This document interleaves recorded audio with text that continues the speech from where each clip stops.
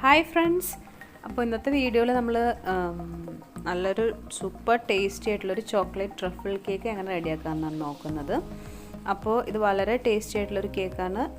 അപ്പോൾ നമുക്ക് ഈ കേക്ക് നമുക്ക് ഇഷ്ടമുള്ള രീതിയിൽ നമുക്കിത് ഡെക്കറേറ്റ് ചെയ്തെടുക്കാം. നമ്മൾ സെയിം കേക്ക് തന്നെ ഈ ഒരു ടൈപ്പിലും ഡെക്കറേറ്റ് ചെയ്തിട്ടുള്ളതാണ് ഞാൻ കാണിച്ചിട്ടുള്ളത്. സാധാരണ നമ്മൾ ട്രിപ്പിൾ കേക്ക് 3 ചോക്ലേറ്റ്സ് വെച്ച് ചെയ്യാറുണ്ട്. ഒന്ന് ഡാർക്ക് ചോക്ലേറ്റ് വെച്ച് ചെയ്യും, പിന്നെ മിൽക്ക് ചോക്ലേറ്റ്, പിന്നെ വൈറ്റ് ചോക്ലേറ്റ് വെച്ച് ചെയ്യുന്നതാണ് വൈറ്റ് ചോക്ലേറ്റ് ട്രിപ്പിൾ കേക്ക്. ഇവിടെ ഞാൻ എടുത്തിട്ടുള്ള ചോക്ലേറ്റ് മിൽക്ക് ചോക്ലേറ്റ് ആണ്, അതായത് ഡാർക്ക് അല്ലാത്ത ചോക്ലേറ്റാണ് ഞാനിവിടെ എടുത്തിട്ടുള്ളത്. അപ്പോൾ നമുക്ക് ആദ്യം കുറച്ച് ചോക്ലേറ്റ് ഒന്ന് നമുക്ക് ഗ്രേറ്റ് ചെയ്തെടുക്കാം. അതായത് ഞാനൊരു 1/4 കപ്പ് ഗ്രേറ്റ് ചെയ്ത മിൽക്ക് ചോക്ലേറ്റ് എടുത്തിട്ടുണ്ട്.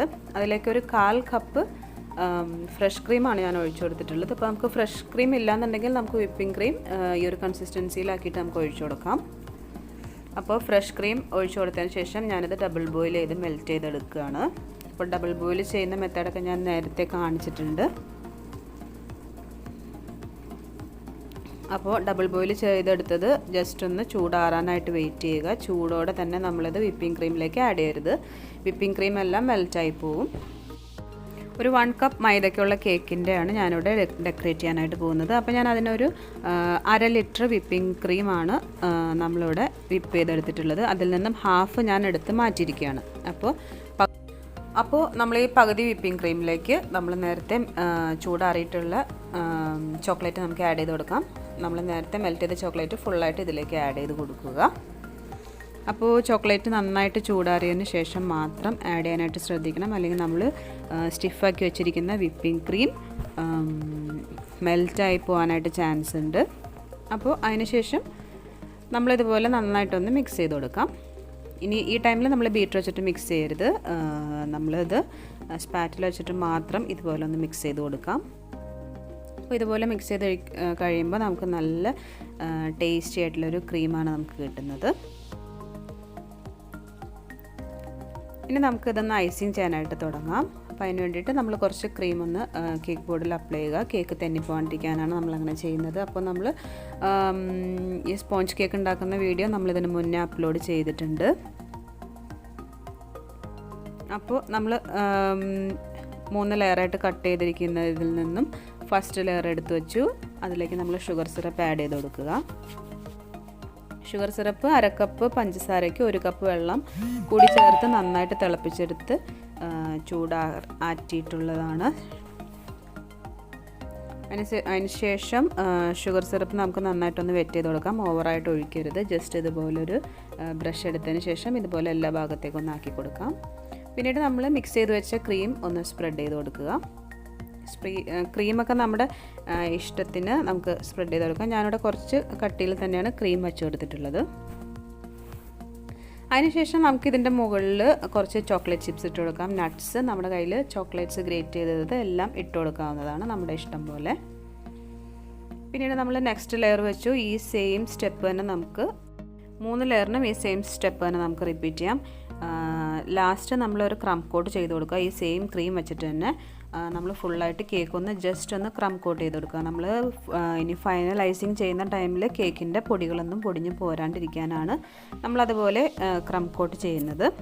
ചെയ്തതിന് ശേഷം നമുക്കിത് നന്നായിട്ട് ഇതിൻ്റെ സൈഡ്സൊക്കെ ഒന്നൊരു ടിഷ്യൂ വെച്ചിട്ടൊന്ന് ക്ലീൻ ചെയ്ത് കൊടുത്തതിന് ശേഷം നമുക്കിത് ഫ്രിഡ്ജിൽ വെച്ചിട്ട് നന്നായിട്ടൊന്ന് സെറ്റ് ചെയ്യാനായിട്ട് വെക്കണം. അതായത് ഒരു 1/2 മണിക്കൂറെങ്കിലും ഫ്രിഡ്ജിൽ വെക്കുക. അതല്ലെങ്കിൽ ഫ്രീസറിൽ വെച്ചാലും പെട്ടെന്ന് നമുക്ക് സെറ്റായിട്ട് കിട്ടും.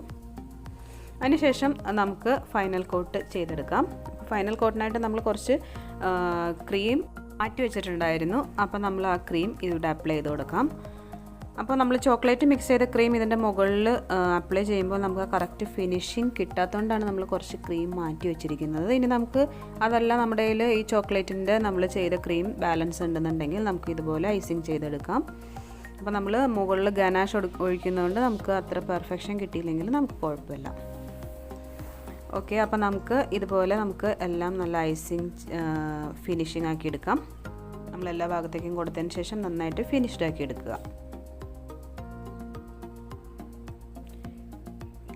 കേക്കിൻ്റെ ഫൈനൽ സ്റ്റേജ് നല്ല ഫിനിഷിംഗ് ആക്കിയെടുക്കാൻ എല്ലാവരും പ്രത്യേകം ശ്രദ്ധിക്കണം. അപ്പോൾ കുറച്ച് ടൈം എടുത്തിട്ട് തന്നെ നമ്മളിതുപോലെ ഫൈനൽ ഫിനിഷിങ് ചെയ്തെടുക്കാം. ഫൈനൽ ഫിനിഷിങ് ചെയ്ത കേക്ക് നമുക്ക് സൈഡ്സൊക്കെ ഒന്ന് നന്നായിട്ട് ക്ലീൻ ചെയ്ത് നീറ്റാക്കിയതിന് ശേഷം നമുക്ക് ഫ്രിഡ്ജിൽ 1 മണിക്കൂർ വെച്ച് നന്നായിട്ടൊന്ന് കൂളാക്കി എടുക്കണം. നമ്മളിതിൻ്റെ മുകളിലേക്ക് ഗനാഷ് ഒഴിക്കുന്ന ടൈമിൽ ഇത് മെൽറ്റായി പോകാണ്ടിരിക്കാനാണ് അങ്ങനെ ചെയ്യുന്നത്. അപ്പോൾ ചോക്ലേറ്റ്സ് നമ്മുടെ ഇഷ്ടത്തിനനുസരിച്ച് തന്നെ നമുക്ക് എടുക്കാം. ഞാനിവിടെ ഗനാഷിനുള്ള ക്രീം തയ്യാറാക്കാൻ പോവാണ്. അതിന് വേണ്ടിയിട്ട് ഞാനിവിടെ ഒരു 1/2 കപ്പ് ഫ്രഷ് ക്രീമാണ് എടുത്തിട്ടുള്ളത്. ഇപ്പോൾ നമ്മുടെ കയ്യിൽ ഫ്രഷ് ക്രീം ഇല്ലാന്നുണ്ടെങ്കിൽ നമുക്ക് വിപ്പിംഗ് ക്രീമും ഇതിനായിട്ട് യൂസ് ചെയ്യാം. പിന്നീട് ഞാനിവിടെ എടുത്തിട്ടുള്ളത് മിൽക്ക് ചോക്ലേറ്റ് ആണ്. മിൽക്ക് ചോക്ലേറ്റ് ഞാനിവിടെ ഏകദേശം ഒരു 3/4 കപ്പോളം എടുത്തിട്ടുണ്ട്. ഗ്രേറ്റ് ചെയ്ത മിൽക്ക് ചോക്ലേറ്റ് നമ്മൾ 3/4 കപ്പ് എടുത്തതിന് ശേഷം ഡബിൾ ബോയിൽ ചെയ്ത് ഇതുപോലെ മെൽറ്റ് ചെയ്തെടുക്കാം. അപ്പോൾ മെൽറ്റ് ചെയ്തെടുത്തതിന് ശേഷം നമ്മൾ ചൂടനെ തന്നെ നമ്മൾ കേക്കിലേക്ക് ഒഴിക്കരുത്.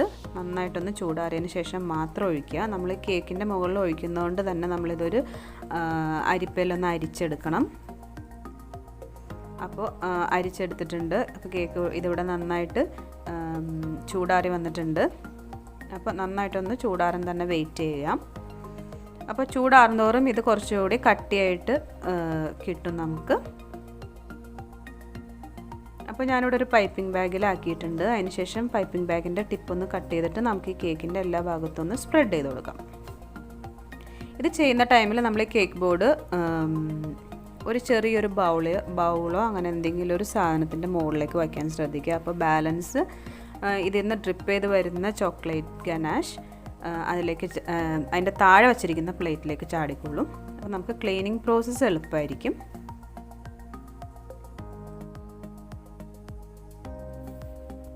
അപ്പം നമ്മുടെ കേക്ക് ഇവിടെ നന്നായിട്ട് സെറ്റായിട്ട് വന്നിട്ടുണ്ട്. നമ്മളതിൻ്റെ സൈഡ്സൊക്കെ ഒന്ന് ക്ലീൻ ചെയ്ത് കൊടുക്കുക.